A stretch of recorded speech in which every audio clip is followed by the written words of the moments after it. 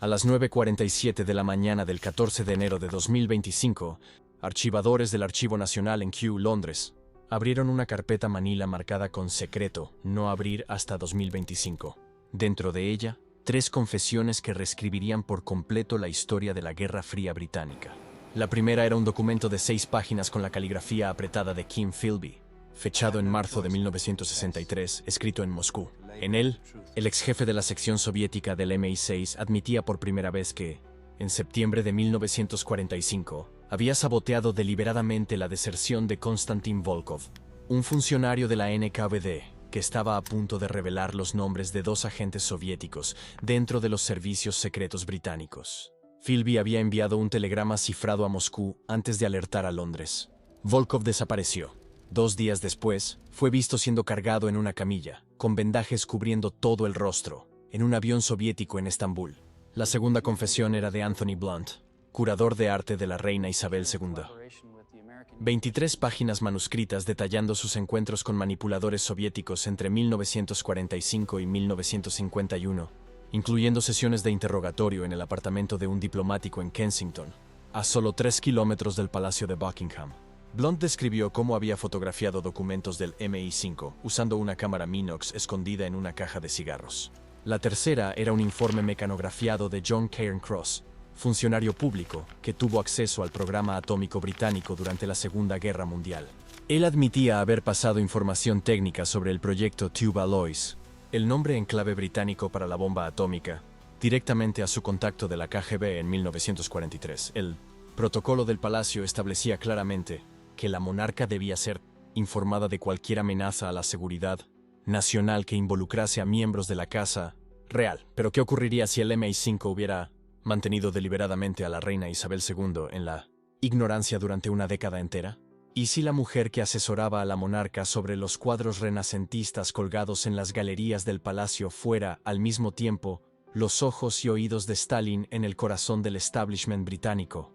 Este no es solo un caso más de espionaje. Es la historia de cómo 5 hombres de la élite británica, reclutados en las universidades más prestigiosas del mundo, traicionaron todo lo que juraron proteger. Y la historia de cómo el gobierno británico ocultó esta traición a la propia reina durante 10 años, para proteger no la seguridad nacional, sino la reputación de la corona. Kim Philby, oficial de inteligencia británico, en la sede del MI6 en Londres. En 1944, era el jefe de la sección antisoviética, responsable de desmantelar redes de espionaje de la NKVD en Europa Occidental. Sus credenciales eran impecables. Hijo de St. John Philby, famoso explorador y consejero del rey Ibn Saud de Arabia Saudita. Educado en Westminster School y Trinity College, Cambridge. Hablaba alemán, francés y español con fluidez. Había trabajado como corresponsal de The Times durante la Guerra Civil Española, donde fue testigo de la brutalidad del fascismo en primera persona. Lo que sus superiores en el MI6 no sabían era que Philby había sido reclutado por la NKVD soviética en 1934, un año antes de terminar sus estudios en Cambridge. Su reclutador fue Arnold Deutsch, un agente soviético que se hacía pasar por estudiante de psicología. El encuentro tuvo lugar en Regent's Park, en un banco junto al lago, en una lluviosa tarde de junio. Deutsch hizo una única pregunta. ¿Estaría dispuesto a hacer algo concreto para ayudar a la causa antifascista? Philby respondió afirmativamente. Durante los 11 años siguientes, Philby se infiltró meticulosamente en la estructura de inteligencia británica. Cada promoción lo situaba en una posición más valiosa para Moscú. Cada operación de la que se enteraba era comprometida de inmediato. En 1944, cuando fue nombrado jefe de la sección 9 del MI6, responsable de las operaciones antisoviéticas, Philby tenía acceso a todos los agentes británicos en operaciones tras el telón de acero. Los traicionó a todos. Anthony Blunt, historiador de arte y curador de la colección real, en el Palacio de Buckingham. En 1945 era oficial del MI5, trabajando en la sección de contrainteligencia durante la Segunda Guerra Mundial. Sus credenciales académicas eran aún más impresionantes que las de Philby. Trinity College, Cambridge, miembro de la prestigiosa Sociedad de los Apóstoles, experto reconocido internacionalmente en Nicolas Poussin y arquitectura barroca italiana. En 1945, fue nombrado Surveyor of the King's Pictures, responsable de la curaduría de la colección de arte real. Cuando Jorge VI murió en 1952, Blunt permaneció en el cargo, sirviendo ahora a la reina Isabel II. Lo que la familia real no sabía era que Blunt había sido reclutado por la NKVD en 1937, 3 años después que Philby. Su reclutador fue el propio Philby, durante una cena confidencial en el Reform Club en Pall Mall. Blunt aceptó por razones ideológicas. Creía sinceramente que el comunismo soviético representaba la mejor esperanza para la humanidad frente al fascismo creciente en Europa. Entre 1940 y 1945, mientras trabajaba en el MI5, Blunt fotografió miles de documentos clasificados y los transmitió a sus contactos soviéticos. Después de la guerra, cuando se convirtió en curador real, continuó sus actividades de espionaje, pero ahora con un propósito diferente. Información sobre miembros de la familia real, sus visitantes, sus opiniones políticas privadas. Cada martes por la tarde, Blunt abandonaba el Palacio de Buckingham a las 16:30, oficialmente para visitar galerías de arte en Mayfair. En realidad, se dirigía al apartamento de Judy Modin, su controlador de la KGB en Bayswater Road. Allí, entregaba rollos de película fotográfica en una cartera de cuero marrón, que contenían imágenes de documentos del MI5 y, ocasionalmente, cartas personales de miembros de la familia real. Modin le pagaba en libras esterlinas, billetes usados, que Blunt posteriormente donaba de manera anónima a galerías de arte. Nunca se quedó con el dinero. Para Blunt no se trataba de lucro, se trataba de convicción ideológica. John Cairncross, funcionario civil en Bletchley Park, el centro de descifrado aliado durante la Segunda Guerra Mundial. Cairncross era brillante. Primer puesto en toda Gran Bretaña en los exámenes del servicio civil de 1936. Graduado en lenguas modernas por el Trinity College, Cambridge, donde también fue reclutado por la NKVD en 1937, por James Klugman, otro miembro de la red de Cambridge. Entre 1942 y 1943, Cairncross trabajó en la sección alemana de Bletchley Park, con acceso total a las decodificaciones ultra de las comunicaciones militares nazis. Pasó esa información a Moscú, incluyendo detalles sobre los planes alemanes para la batalla de Kursk en 1943, la batalla de tanques más grande de la historia. Pero la mayor traición de Cairncross ocurrió entre 1943 y 1945, cuando fue transferido al Tesoro británico y obtuvo acceso a los archivos del proyecto Tube Alloys, el programa atómico británico secreto. Cairncross fotografió informes técnicos sobre separación de isótopos de uranio, diseño de reactores nucleares y cálculos de masa crítica. Esta información fue enviada directamente a los científicos soviéticos que trabajaban en el proyecto atómico de Stalin. Los historiadores estiman que el espionaje de Cairncross aceleró el programa nuclear soviético en al menos 18 meses. Guy Burgess y Donald Maclean completaban el círculo. Burgess, diplomático excéntrico y alcohólico en el Foreign Office. Maclean, jefe de la Cancillería americana en el Foreign Office, con acceso directo a comunicaciones entre Londres y Washington sobre la bomba atómica y la formación de la OTAN. Ambos reclutados en Cambridge en los años 30, ambos pasando secretos a Moscú durante más de 15 años. Lo que hizo que estos 5 hombres fueran tan devastadoramente eficaces no fue solamente su acceso, fue su origen. Eran producto del sistema de élite británico, colegios privados de prestigio, Oxbridge, clubes selectos en Pall Mall. Hablaban con los acentos correctos, conocían a las personas indicadas, llevaban las corbatas adecuadas. La idea de que un caballero de Cambridge pudiera ser un espía soviético era simplemente inconcebible para sus superiores. El sistema de seguridad británico se construyó sobre la premisa de que la lealtad era una cuestión de clase social, no de verificación rigurosa. Esa premisa costó miles de vidas y comprometió la seguridad occidental durante 2 décadas. En junio de 1951, el castillo de naipes comenzó a desmoronarse. Descodificadores estadounidenses del proyecto Venona, que estaban descifrando viejos telegramas soviéticos de la década de 1940, identificaron a 2 agentes soviéticos con los nombres en clave Homer e Hicks, operando dentro del Foreign Office británico. Las descripciones coincidían con Donald Maclean y Guy Burgess. El MI5 inició una vigilancia discreta en mayo de 1951, planeando detener a Maclean en junio. Pero Kim Philby, aún en el MI6 y ahora sirviendo como oficial de enlace en Washington, fue informado de la investigación.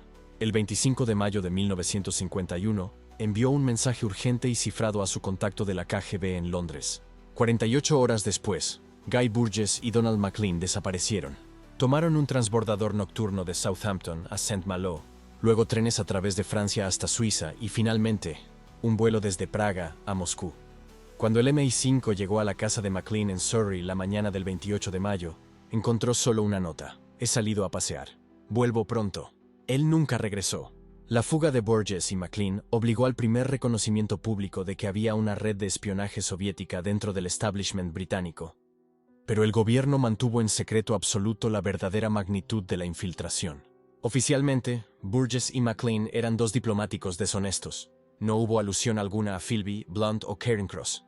No hubo admisión de que la traición había penetrado el MI5, el MI6 e incluso el Palacio. Anthony Blunt continuó su doble vida durante 13 años más. Cada mañana, se despertaba en su apartamento en el Courtauld Institute of Art. Se ponía un traje gris de 3 piezas y desayunaba mientras leía The Times. Después, caminaba hasta el Palacio de Buckingham, donde asesoraba a la reina Isabel II sobre adquisiciones de arte, restauración de pinturas antiguas y la organización de exposiciones en las galerías reales. La reina confiaba plenamente en él. Ella lo llamaba «mi querido profesor Blunt», y frecuentemente le solicitaba su opinión sobre cuestiones estéticas. Blunt comía en el palacio, generalmente con otros miembros de la Casa Real. Por la tarde, regresaba al Courtauld para impartir conferencias sobre Poussin y Caravaggio. Y entonces, los martes, iba a encontrarse con Yuri Modin y entregar secretos británicos a Moscú. En abril de 1964, después de años de investigación silenciosa, el MI5 finalmente se enfrentó a Blunt. Le ofrecieron inmunidad total a cambio de una confesión completa. Blunt aceptó. Durante 12 sesiones de interrogatorio a lo largo de 6 semanas, reveló detalles de 19 años de espionaje al servicio de la Unión Soviética. Confirmó el reclutamiento de Philby, Burgess, McLean y Cairncross. Describió métodos de comunicación, lugares de encuentro y la estructura de mando de la red soviética en Londres. Y entonces el gobierno británico tomó una decisión extraordinaria. Lo mantuvieron todo en secreto. Ninguna acusación fue presentada. Ningún arresto fue realizado. Anthony Blunt continuó como curador de la reina. La familia real no fue informada. El público británico no fue informado. Durante 15 años, de 1964 a 1979, el gobierno británico mantuvo en secreto que el asesor de arte de la reina era un espía soviético confeso. ¿Por qué? La respuesta radicaba en la reputación de la monarquía. Revelar que un miembro próximo de la Casa Real había sido un agente soviético durante décadas sería devastador para la imagen pública de la familia real. El gobierno decidió que proteger la corona era más importante que la transparencia pública. Pero el palacio tenía un problema fatal.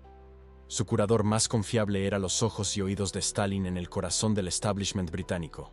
Y los secretos atómicos eran solo el comienzo. Y esa lista de compras se convertiría en el guión de la mayor filtración atómica de la historia. John Cairncross, funcionario senior en el directorio Tube Alloys en 1941, tenía acceso a algo que Moscú necesitaba desesperadamente.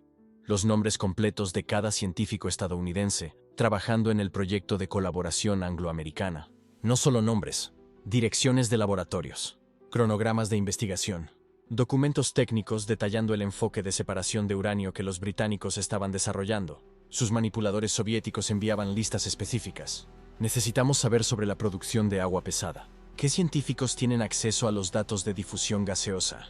¿Existe colaboración con universidades americanas? Cairncross respondía metódicamente. La secuencia operativa era simple pero devastadora. Lunes. Identificar documentos relevantes de la lista de Moscú. Martes. Fotografiar usando cámara Minox proporcionada por la NKVD. Miércoles. Entrega en un dead drop en Regent's Park, dentro de una caja de periódico específica, marcada con tiza blanca. Jueves. Los documentos regresan al archivo, nadie se da cuenta. El valor de la inteligencia era estratosférico. Cuando Cairncross entregó la lista completa de científicos estadounidenses en el Proyecto Manhattan en 1941, la NKVD inmediatamente inició el reclutamiento dirigido. 3 meses después, Klaus Fuchs, físico alemán naturalizado británico trabajando en Los Álamos, estaba transmitiendo especificaciones técnicas de la bomba de plutonio directamente a Moscú. La cadena de traición era perfecta. Cairncross proporcionaba los objetivos. La NKVD reclutaba. Y Stalin obtenía los secretos atómicos que transformarían el equilibrio de poder global. Pero la filtración atómica tenía un problema fatal que estaba poniendo toda la red en riesgo. El MI5 comenzaba a notar patrones. Documentos técnicos específicos aparecían en inteligencia soviética capturadas semanas después de circular en círculos restringidos británicos. La coincidencia era imposible de ignorar. Alguien con acceso extremadamente alto estaba filtrando sistemáticamente. Y en agosto de 1945, ese alguien casi fue expuesto completamente. A las 14:34 del 17 de agosto de 1945, Kim Philby estaba sentado en su escritorio en el MI6 cuando recibió un telegrama urgente desde Estambul. Konstantin Volkov, vicecónsul soviético en Turquía, deseaba desertar. Su oferta, revelar la identidad de 3 agentes soviéticos infiltrados en posiciones de alto nivel en la inteligencia británica. Uno de ellos, especificaba Volkov, era jefe de un departamento de contrainteligencia en el MI6. Kim Philby era el jefe del departamento de contrainteligencia soviética en el MI6. El telegrama especificaba más. Volkov tenía documentos, nombres codificados, detalles de operaciones activas. Si hablaba, no solo Philby sería expuesto. Burgess, McLean, Blunt, Cairncross, toda la red caería. Décadas de penetración soviética, destruidas en una tarde. Philby tenía horas para decidir. Hora 1, 14:34, recibe el telegrama. Reconoce de inmediato la amenaza existencial. Volkov lo está describiendo a él, no hay ninguna duda. Hora 2, 15:45. Philby informa a sus superiores sobre el contacto de Volkov, pero solicita verificación adicional de las credenciales del desertor. Necesitaba ganar tiempo. Hora 4, 18:20. Philby envía un mensaje codificado a su controlador soviético utilizando protocolo de emergencia. Un anuncio clasificado en el Times. Apartamento en alquiler, Kensington. Contacto necesario urgentemente. La NKVD en Londres sabe lo que significa. Día 2. Philby se ofrece voluntariamente para ir a Estambul, a evaluar la situación de Volkov. Sus superiores aprueban. El hombre indicado para la tarea. Día 3. Philby retrasa deliberadamente su vuelo. Problemas con la documentación de viaje. Mientras tanto, en Estambul, agentes de la NKVD reciben órdenes de Moscú.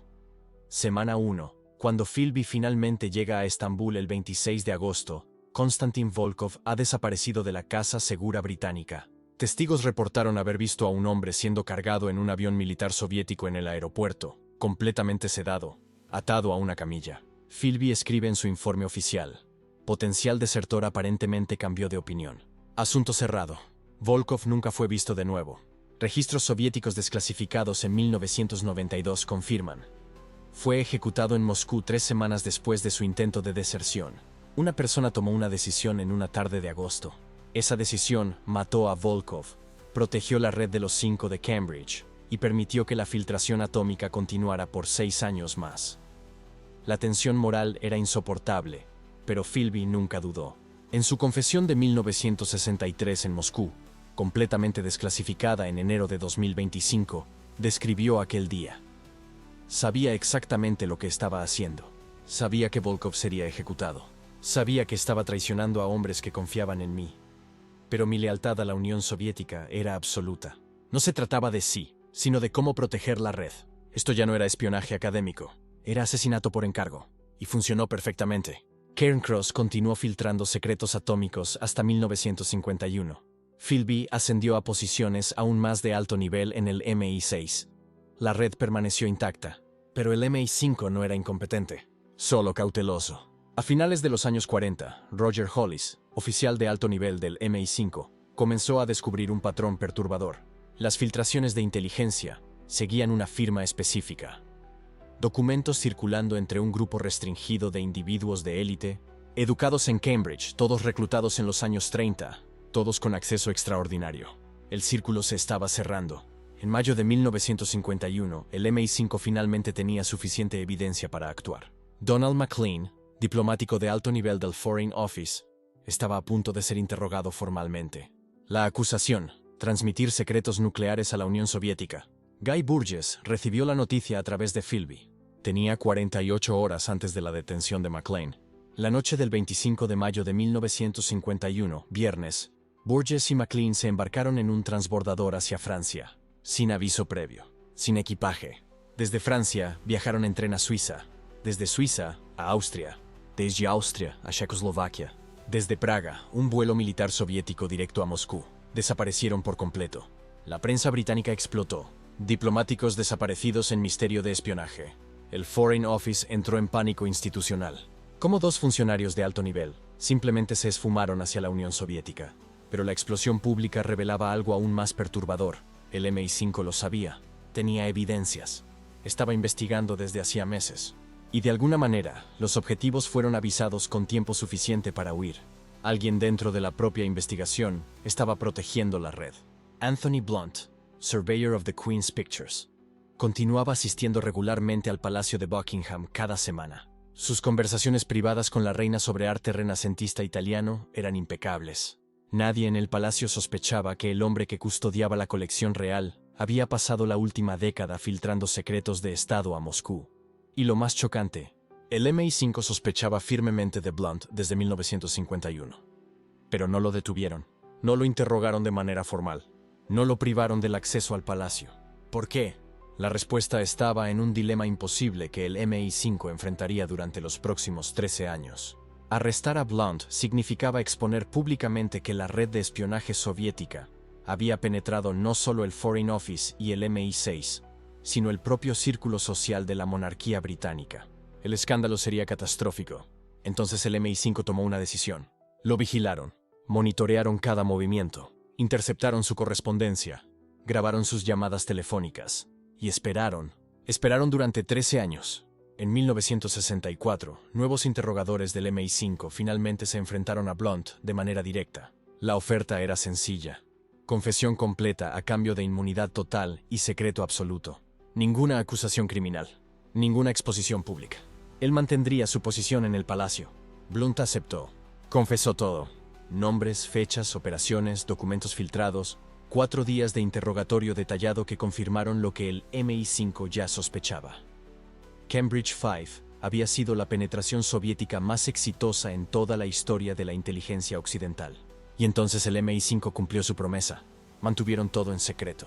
Blunt continuó como Surveyor of the Queen's Pictures hasta 1972. Participó en cenas de Estado. Supervisó exposiciones reales. Asesoró a la reina sobre adquisiciones de arte. Nadie sabía que había traicionado a su país durante 3 décadas. La verdad solo emergió en 1979, cuando el periodista investigador Andrew Boyle publicó evidencias irrefutables. Aún así, el gobierno británico tardó semanas en confirmar públicamente. La primera ministra Margaret Thatcher finalmente admitió en el Parlamento: sí, Anthony Blunt había sido un espía soviético. Sí, el gobierno lo supo desde 1964. Y sí, recibió inmunidad completa. El escándalo fue explosivo, pero ya era demasiado tarde para la justicia criminal. Blunt murió en 1983, sin haber enfrentado un solo día de prisión. Philby murió en Moscú en 1988, condecorado como héroe de la Unión Soviética. Karen Cross murió en 1995 viviendo tranquilamente en Francia. Solo un miembro de los Cambridge 5 enfrentó consecuencias legales reales. Y su historia revelaría la verdadera extensión de lo que había sido protegido. Y aquí está la verdadera pregunta que nadie se hacía. ¿Por qué un servicio de inteligencia protegería a un espía soviético en lugar de proteger a la reina? En marzo de 1964, Arthur Martin del MI5 se sentó frente a Anthony Blunt en su apartamento de Londres. 15 años después de la deserción de Burgess y Maclean. 13 años después de la traición final de Philby. La evidencia contra Blunt se había acumulado durante más de una década. El MI5 lo sabía. Siempre lo supieron. Martin hizo la oferta. Inmunidad total a cambio de cooperación completa. Sin acusaciones, sin juicio, sin prisión. Solo conversaciones secretas, confesiones detalladas, y una vida normal continuaría exactamente como antes. Blunt tenía una condición: el palacio nunca podría saber. La reina Isabel II no podría ser informada de que el hombre que catalogaba su colección de arte, que caminaba por los pasillos del Palacio de Buckingham todos los días, a quien ella saludaba personalmente durante funciones oficiales, era un espía soviético. Había sido un espía soviético desde 1937. Había traicionado secretos atómicos británicos a Stalin. Había puesto en riesgo la seguridad de todo el Reino Unido. Y el MI5 estuvo de acuerdo, porque aquí estaba el cálculo institucional que hicieron. Proteger la reputación de la corona británica valía más que la transparencia. Evitar el escándalo público de la reina tiene un espía soviético trabajando para ella justificaba dar inmunidad a un traidor. La imagen de la monarquía era más importante que la justicia. Blunt aceptó. Y así comenzaron 15 años de la existencia más bizarra que puedas imaginar. De día, Anthony Blunt era el curador real, asesor artístico de la reina, caballero condecorado, profesor respetado en el Instituto Courtauld.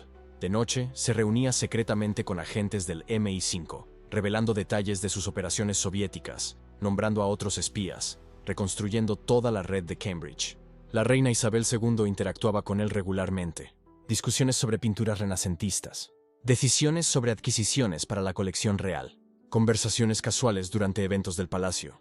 Ella no sabía nada, completamente en la oscuridad, mientras sus propios servicios de inteligencia ocultaban deliberadamente que un agente de la KGB tenía acceso irrestricto a los pasillos reales. Es una violación de protocolos sin precedentes. El palacio debe ser informado sobre amenazas a la seguridad, siempre, sin excepciones. Pero el MI5 calculó que el daño de revelar la verdad a la reina sería mayor que el daño de mantenerla engañada. Durante 15 años, esa mentira institucional se mantuvo. El MI5 monitoreaba a Blunt constantemente. Sabían cada movimiento suyo, cada reunión, cada conversación.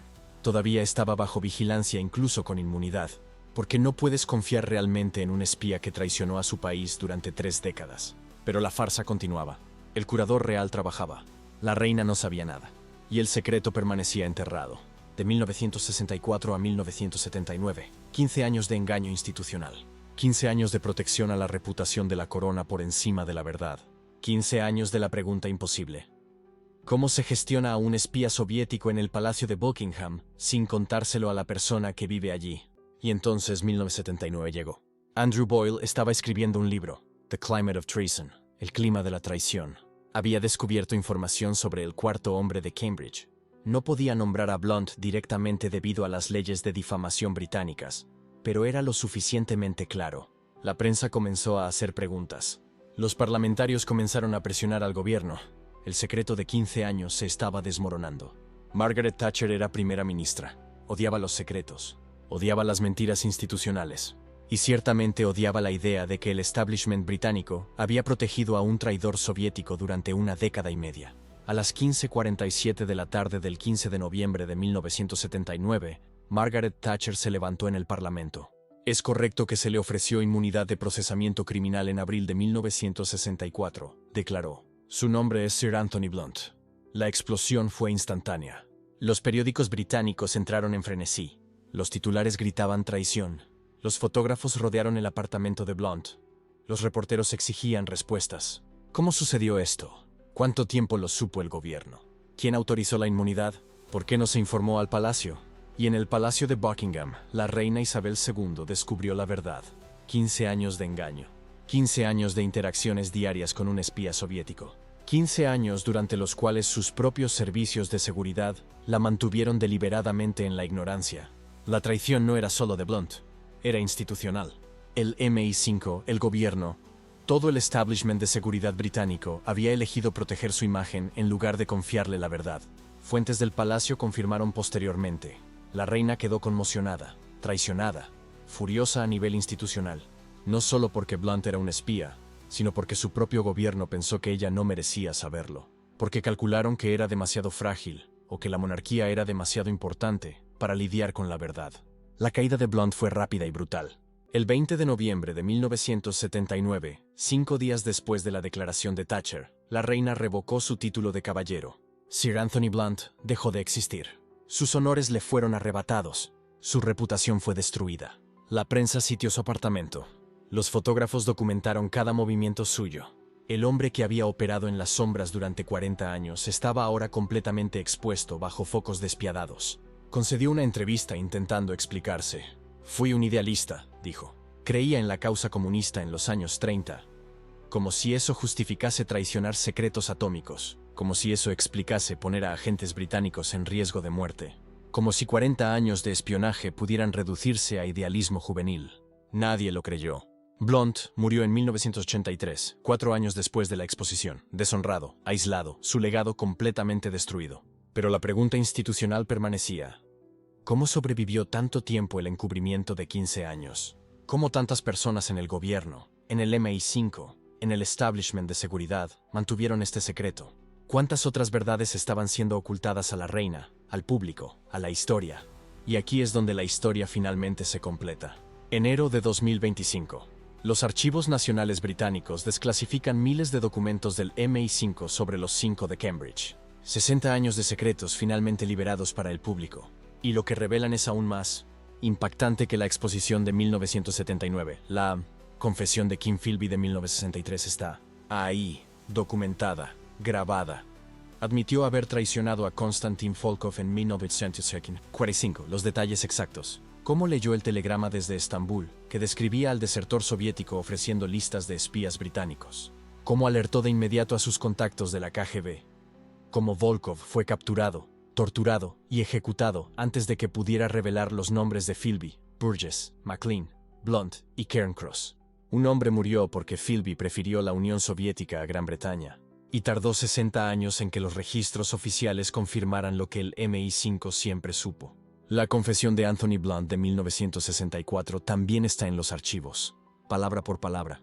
Lo confirmó todo. El reclutamiento de Cambridge en los años 30. Los años de guerra transmitiendo documentos de inteligencia a la KGB. Su participación en la red que incluía a Burgess, McLean, Philby y Cairncross. Y confirmó la decisión crítica, que el palacio nunca fuera informado, que la reina nunca lo supiera, que proteger la imagen de la monarquía justificaba el engaño institucional. Los archivos también contienen la documentación de John Cairncross, evidencia de que pasó inteligencia atómica británica a los soviéticos entre 1941 y 1945. Documentos técnicos sobre el programa nuclear británico. Información sobre las instalaciones de investigación. Detalles que permitieron a la Unión Soviética acelerar su propio programa atómico y alcanzar a los aliados años antes de lo esperado. 5 hombres, décadas de traición, y un patrón que emerge de los archivos de 2025. Las élites británicas vendieron secretos atómicos a Stalin, pusieron a agentes en riesgo de muerte, y el establishment de seguridad protegió a algunos de ellos con inmunidad en lugar de transparencia. Porque aquí está lo que los 5 de Cambridge realmente revelan. El privilegio de élite y la responsabilidad institucional no funcionan de la misma manera para todos. Cuando estudiantes de Cambridge traicionan a su país, reciben inmunidad. Cuando el MI5 descubre espías soviéticos en el Palacio Real, lo ocultan a la reina. Cuando la verdad finalmente emerge, tardan 60 años en liberar los registros completos al público. El sistema protege a los suyos, siempre los ha protegido. Y la desclasificación de 2025 solo confirma lo que todos sospechaban. La versión oficial de la historia es siempre la más limpia, nunca la más verdadera. Y hoy, en 2025, mientras estos archivos están siendo examinados por historiadores, periodistas e investigadores, las lecciones de los 5 de Cambridge son sorprendentemente contemporáneas. Las amenazas internas siguen siendo el mayor riesgo de seguridad para cualquier nación. No son hackers externos o ataques cibernéticos sofisticados, sino personas de confianza que deciden traicionar. Edward Snowden en 2013, Reality Winner en 2018. La historia se repite porque la psicología humana no cambia. Idealismo, desilusión, ideología. Las mismas motivaciones que impulsaron a Philby en 1934 aún impulsan a filtradores y traidores hoy. La confianza institucional sigue siendo el verdadero campo de batalla. Cuando los gobiernos ocultan verdades a sus propios líderes, cuando los servicios de seguridad priorizan la imagen sobre la transparencia, cuando el establishment elige la protección de la reputación en lugar de la responsabilidad, la confianza pública se corroe, y una vez corroída, lleva generaciones reconstruirla. Pero aquí está la revelación final de los archivos de 2025. La razón por la que esta historia importa 60 años después. La razón por la que los 5 de Cambridge todavía son estudiados, diseccionados, analizados. Durante 60 años, el secreto del palacio permaneció oculto. 3 confesiones: Philby en 1963, Blunt en 1964, Cairncross en 1951, sepultadas en archivos clasificados.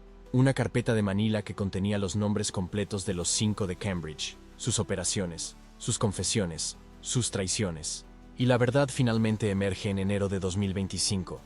Las élites británicas vendieron secretos atómicos a Stalin, pusieron a agentes en peligro, traicionaron a su nación por ideología, y la reina nunca lo supo hasta 1979. Esa es la historia completa. No la versión desinfectada que el MI5 contó durante décadas. No la narrativa oficial de algunos espías fueron descubiertos y procesados. La verdad cruda e incómoda de que el sistema protegió a traidores porque la reputación institucional valía más que la justicia. De que 15 años de engaño se justificaron para evitar el escándalo. De que tardó 60 años en que los registros completos fueran liberados, porque algunas verdades son demasiado peligrosas para contarse mientras las instituciones aún están vivas. Los 5 de Cambridge no son solo una historia de espionaje de la Guerra Fría. Son un estudio de caso de cómo opera el privilegio en las sombras, cómo las élites se protegen entre sí, cómo la responsabilidad funciona de manera diferente cuando te educaste en Cambridge, cuando tienes conexiones en el establishment, cuando te consideran uno de los nuestros, en lugar de uno de ellos. Kim Philby murió en Moscú en 1988, un héroe de la Unión Soviética. Guy Burgess murió en Moscú en 1963, todavía leal a la causa comunista. Donald MacLean murió en Moscú en 1983, sin haber regresado nunca a Gran Bretaña. Anthony Blunt murió en Londres en 1983, deshonrado pero libre. John Cairncross murió en 1995, habiendo evitado la acusación toda su vida. 5 hombres, 5 vidas de traición, y un sistema que los protegió hasta que se volvió políticamente imposible. La desclasificación de enero de 2025 nos entrega la historia completa finalmente. No porque el gobierno británico deseara ser transparente, sino porque han pasado 60 años y la mayoría de los involucrados ya están muertos. Porque los secretos envejecen como el vino y eventualmente se convierten en historia en lugar de escándalo. Porque la verdad tiene fecha de caducidad y 2025 fue finalmente considerado lo suficientemente seguro. Durante 60 años, el secreto del palacio permaneció oculto. 3 confesiones, una carpeta de Manila. Y la verdad finalmente emerge. Las élites británicas vendieron secretos atómicos a Stalin, y la reina nunca lo supo. Esta es la primera de una serie que explora los secretos recién desclasificados de la Guerra Fría. Si deseas saber qué más están revelando los archivos de 2025, operaciones encubiertas de la CIA, experimentos de control mental, asesinatos políticos que fueron ocultados durante décadas, suscríbete ahora, porque los próximos 60 años de secretos apenas están comenzando a emerger. Y algunas historias son demasiado peligrosas para esperar.